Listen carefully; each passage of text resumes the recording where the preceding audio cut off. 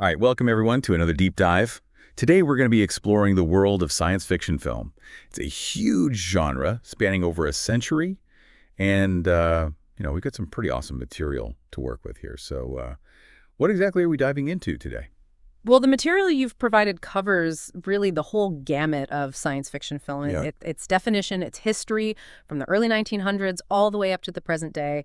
We've got common themes and imagery, scientific elements, and of course we can't forget the alien life forms and the disaster scenarios that seem to be a staple, right?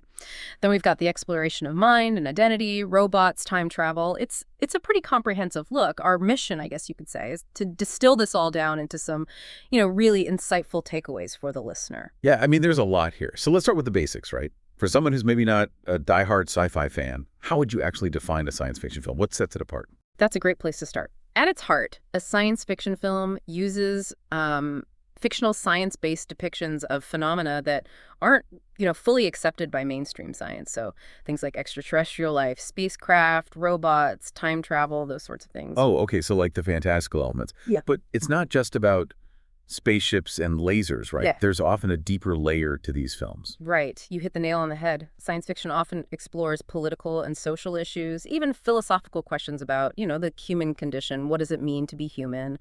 How do we grapple with technology? Those big questions. Makes sense. It's like holding a mirror up to ourselves, but like through a futuristic lens or maybe the distorted one at times.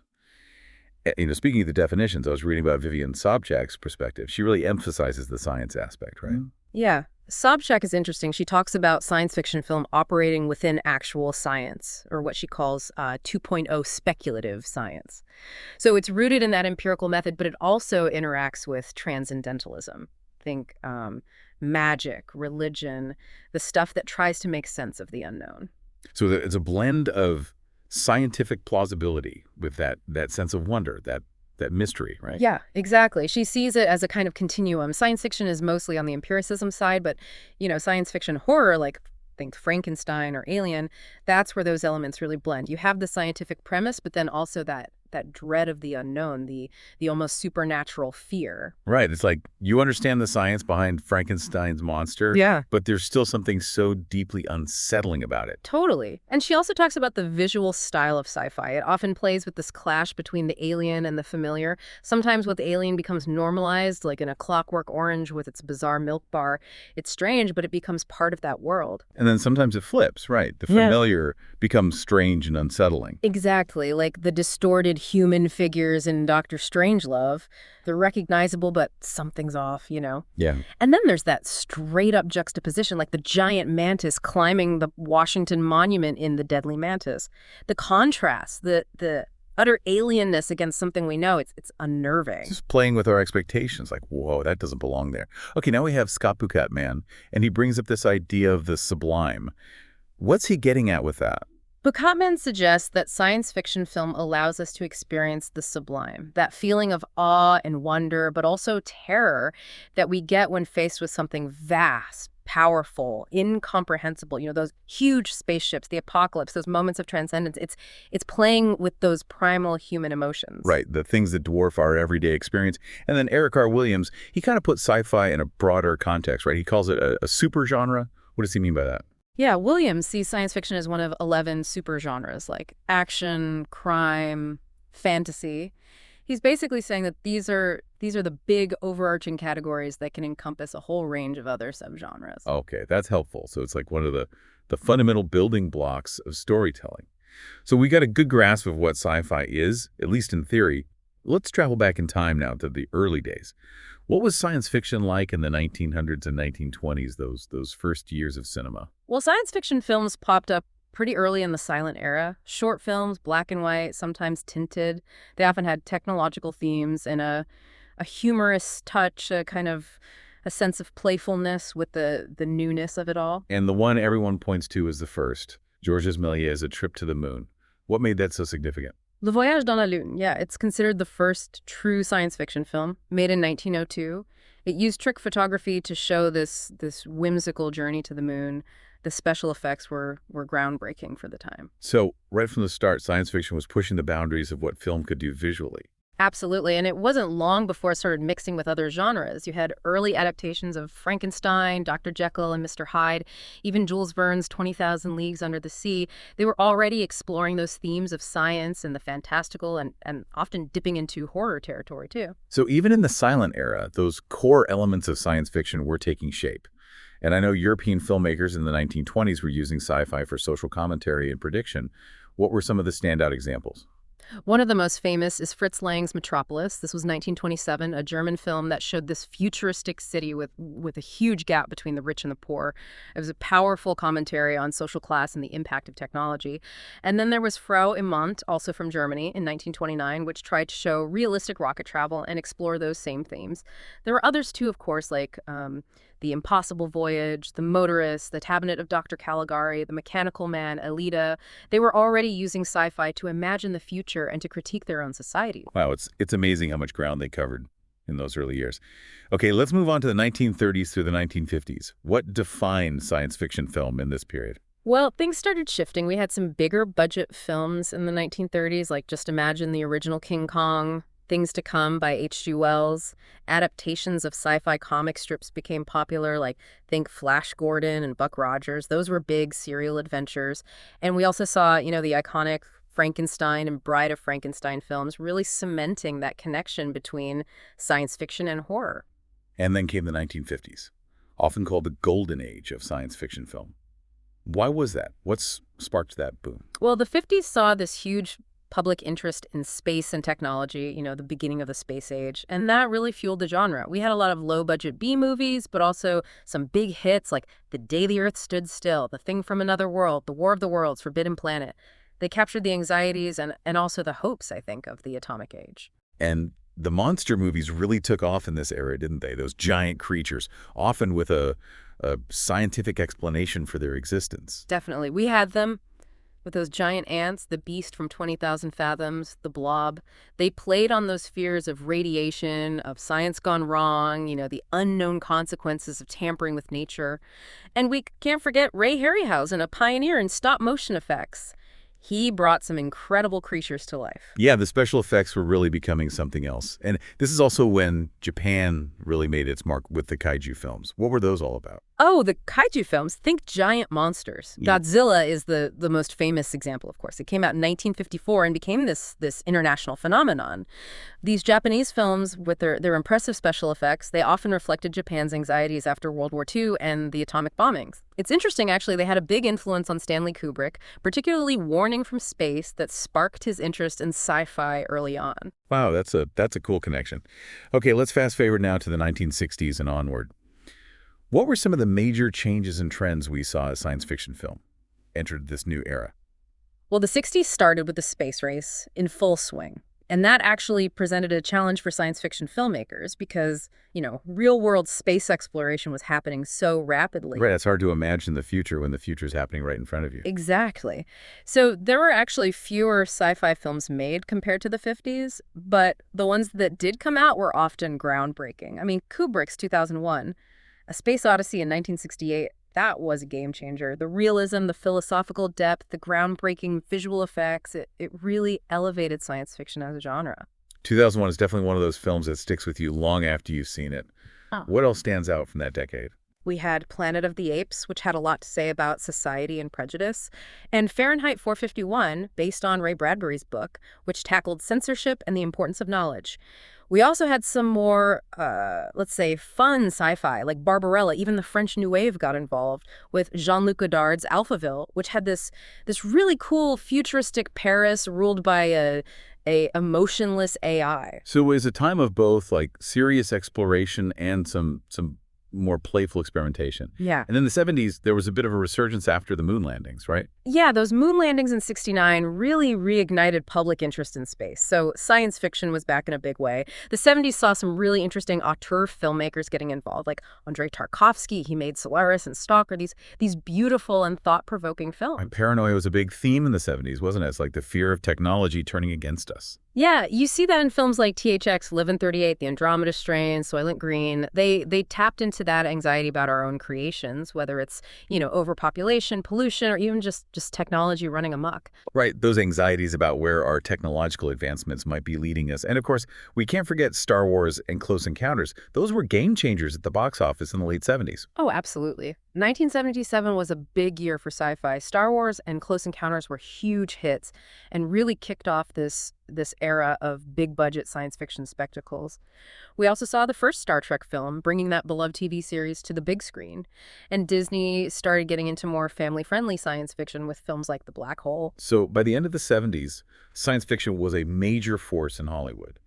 And then the 80s continued that trend, right? But with maybe a bit of a darker edge at times. Yeah, the 80s gave us, I think, a really interesting mix. On the one hand, you had those big fun adventures continuing, like the Star Wars sequels.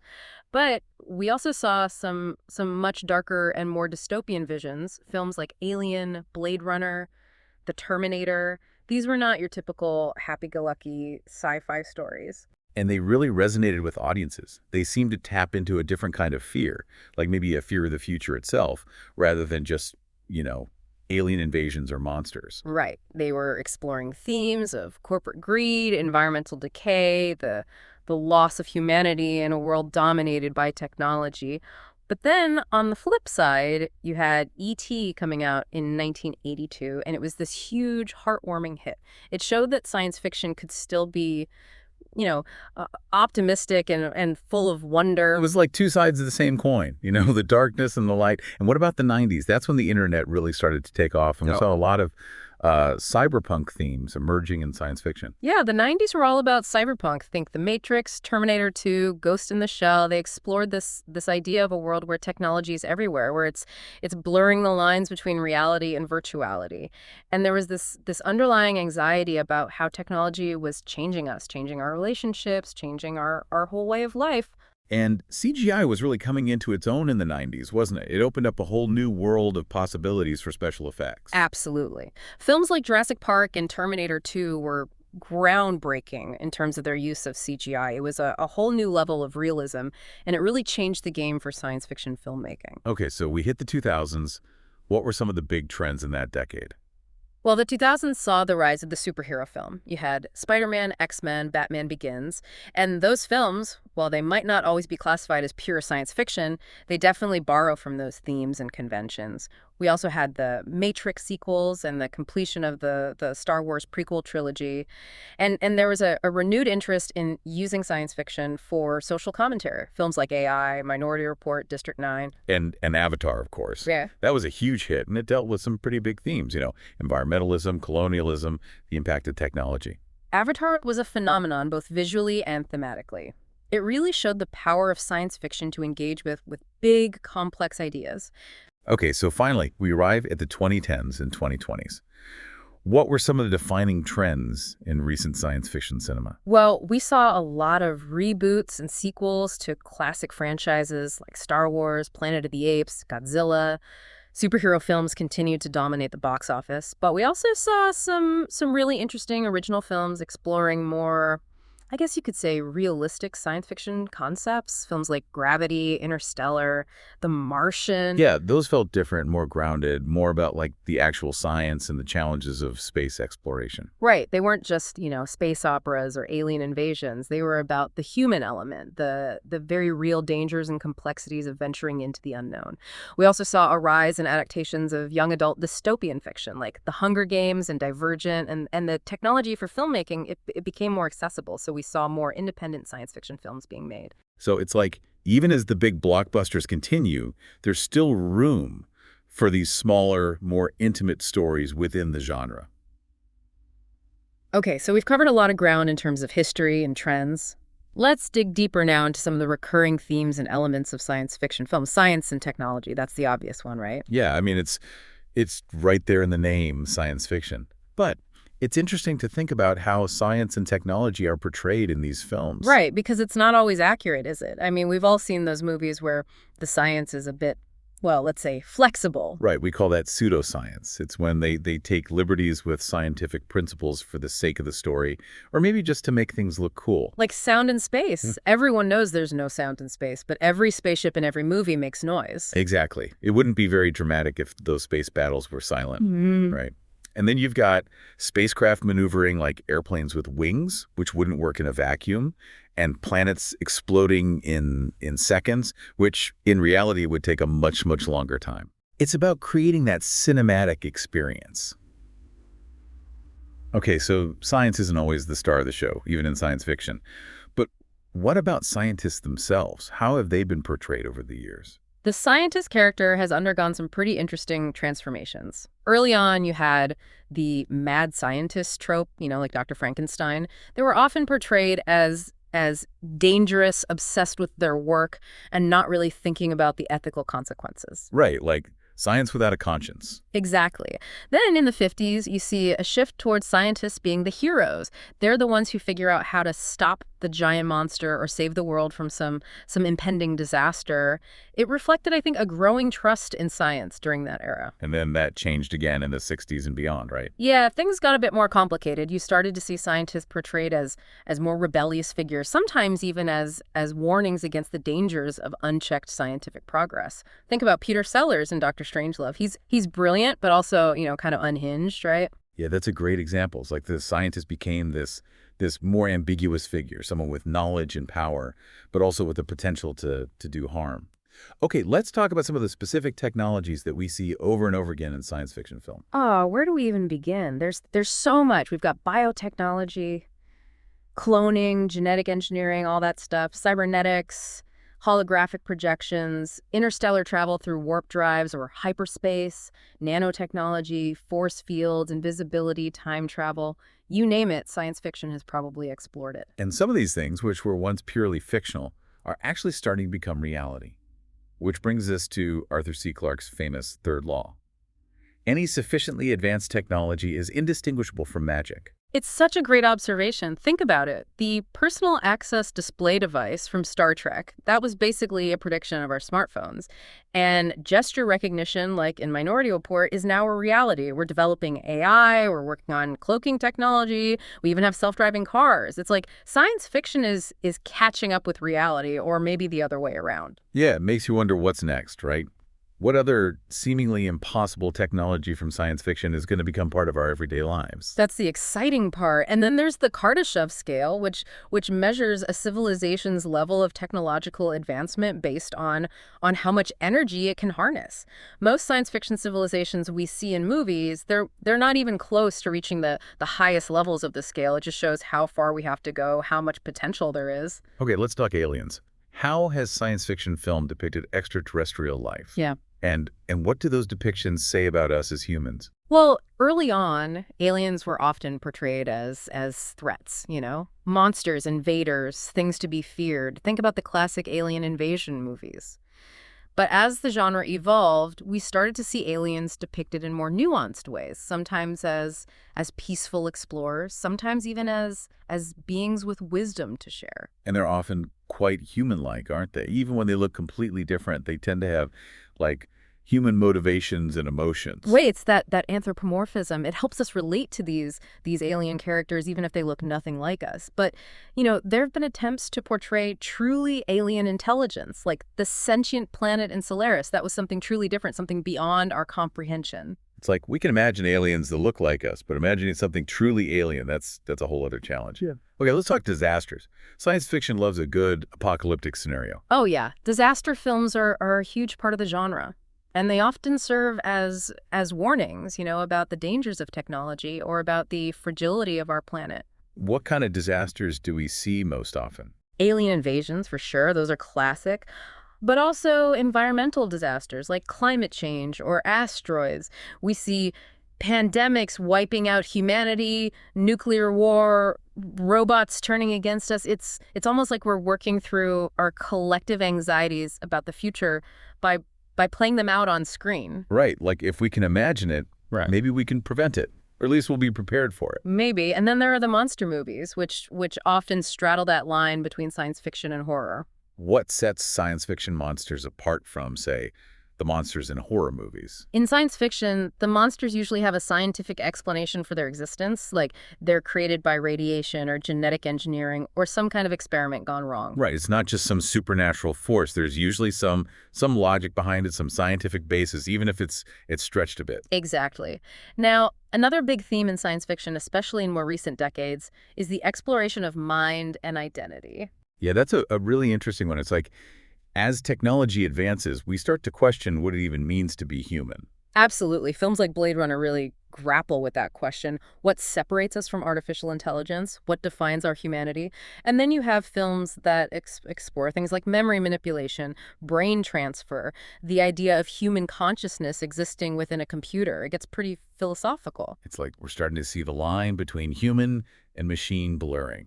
And speaking of machines, we have to talk about robots. Ah, robots. They've been a staple of science fiction since the very beginning, and their portrayal has evolved so much over the years, from those clunky metal suits to, sophisticated androids that are almost indistinguishable from humans. Yeah, and robots raise a lot of interesting questions about, artificial intelligence, the future of work, even the potential for robots to become sentient, to have their own rights. Exactly. We're already seeing AI becoming more and more advanced in the real world. It's not just science fiction anymore. So those questions that science fiction has been exploring for decades, they're becoming increasingly relevant. Okay, one more big concept to tackle: time travel. It's been a fascination in science fiction forever. Why do we keep coming back to this idea of bending time, of changing the past or visiting the future? Time travel it's such a powerful concept. It allows us to explore ideas of cause and effect, to think about alternate timelines, to imagine what might have been or what could be. And it often leads to these really mind-bending paradoxes. Yeah, time travel stories can get really complex really fast. But at their core, I think they tap into that fundamental human curiosity about time itself. The idea that maybe it's not as linear or as fixed as we think it is. Okay, we've talked about all these different elements of science fiction film, but I think it's important to also talk about its role as social commentary. Why do you think science fiction lends itself so well to exploring social and political issues? Well, I think it's because science fiction can create this distance, this safe space to explore sensitive topics. By setting a story in the future or on another planet or in some alternate reality, it allows us to examine those issues without feeling like we're, directly attacking or being attacked. It's like a thought experiment, right? Yeah. We can play out different scenarios and see where they lead. Exactly. And, we often see science fiction films reflecting the anxieties of the time in which they were made. Early films were worried about automation and dehumanization. The monster movies of the 50s reflected Cold War fears. In the 70s, you had films exploring environmentalism and social control. And today, we see science fiction films tackling issues like surveillance, climate change, artificial intelligence, inequality. It's a way to process the complex realities of our world through a fictional lens. Yeah, those dystopian futures that we often see in science fiction, they can be pretty bleak, but I think there's also a sense of hope there. Like, if we can imagine these worst-case scenarios, maybe we can work to avoid them. I like that interpretation. It's like a cautionary tale, but also a call to action. Okay, we've talked about a lot of, serious stuff, but there's also this interesting subgenre called future noir. What's that all about? Oh yeah, future noir. It's basically a blend of science fiction with those classic film noir elements. Think gritty cities, cynical detectives, femme fatales, but with a futuristic twist. Yeah, it's like taking those classic noir themes of alienation and paranoia and projecting them onto a future setting. You get this really cool mix of retro style and futuristic technology. And often with a really dark, cynical tone. Definitely. Okay, one last thing to consider, the relationship between science fiction film and literature. Yeah, I mean, so many science fiction films are based on books, or at least inspired by them. But is there a difference between how science fiction works on the page and how it works on screen? I think there are some inherent differences, for sure. Literature allows for more internal exploration, more focus on ideas and concepts. Film is a visual medium, so it tends to emphasize action and spectacle. And special effects play a huge role in science fiction film, right?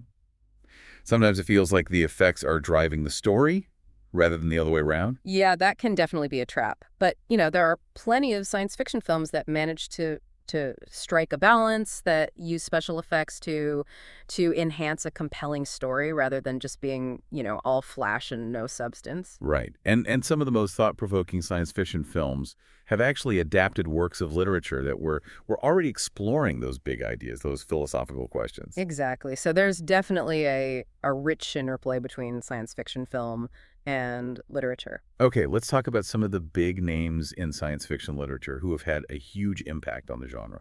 Yeah, we've got to give credit where credit is due. Who are some of the authors whose work has been most influential? Well, we have to start with Jules Verne. He was writing in the 19th century, but his stories, like 20,000 Leagues Under the Sea and Journey to the Center of the Earth, have been adapted into films time and time again. And they really captured that sense of adventure and wonder that's so central to science fiction. And then there's H.G. Wells. H.G. Wells, absolutely. He wrote some of the most influential science fiction novels of all time, like The Time Machine, The War of the Worlds, The Invisible Man. His work has been adapted into countless films, and his ideas have really shaped the genre. He was exploring things like time travel, alien invasion, genetic engineering, all the way back in the late 1800s. And then there are the Golden Age science fiction authors. Yeah, you've got John W. Campbell, Robert A. Heinlein, Isaac Asimov. They were writing in the mid-20th century, and their work was hugely influential on science fiction film, even if their books weren't always directly adapted. Asimov's ideas about robots and artificial intelligence, for example, have had a huge impact on films like Star Wars and I, Robot. And Heinlein's novel Starship Troopers was, well, adapted into a film, but also sparked a lot of debate about its political themes. And we can't forget Arthur C. Clarke, who co-wrote 2001 with Kubrick. Arthur C. Clarke was a visionary writer. His work often explored the philosophical and spiritual implications of science and technology.